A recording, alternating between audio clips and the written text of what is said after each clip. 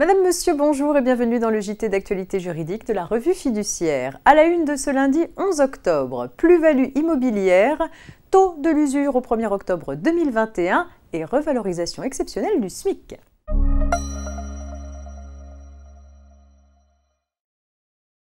On ouvre donc cette édition avec une précision fiscale.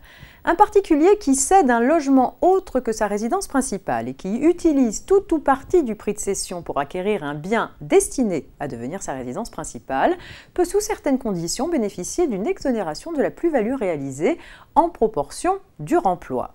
Il faut notamment que cette personne n'ait pas été propriétaire de sa résidence principale dans les 4 années précédant la cession.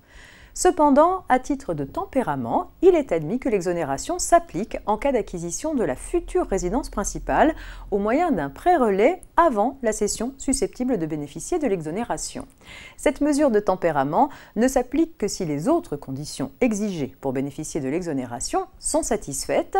Il convient également que le cédant détermine au jour de la signature de l'acte authentique la fraction du prix de cession qu'il destine au remploi et pour laquelle il entend bénéficier de l'exonération de la plus-value.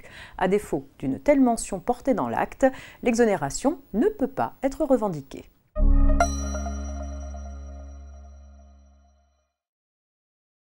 Le seuil de l'usure est calculé en fonction des taux pratiqués par les banques au cours du trimestre précédent. Plus précisément, un prêt est usuraire s'il est consenti à un taux effectif global qui, au moment où il est accordé, excède de plus d'un tiers le taux effectif moyen pratiqué au cours du trimestre précédent par les établissements de crédit. La réglementation relative à l'usure concerne les entreprises uniquement pour leur découvert bancaire. Le taux de l'usure vient d'être fixé pour le 4e trimestre 2021. S'agissant des découverts accordés aux entreprises, personnes physiques ou personnes morales au cours du 4e trimestre 2021, le seuil de l'usure est fixé à 15,27%. En pratique, cela signifie qu'une banque ne peut pas prélever des intérêts à un taux supérieur à 15,27% sur les découverts consentis aux entreprises depuis le 1er octobre 2021.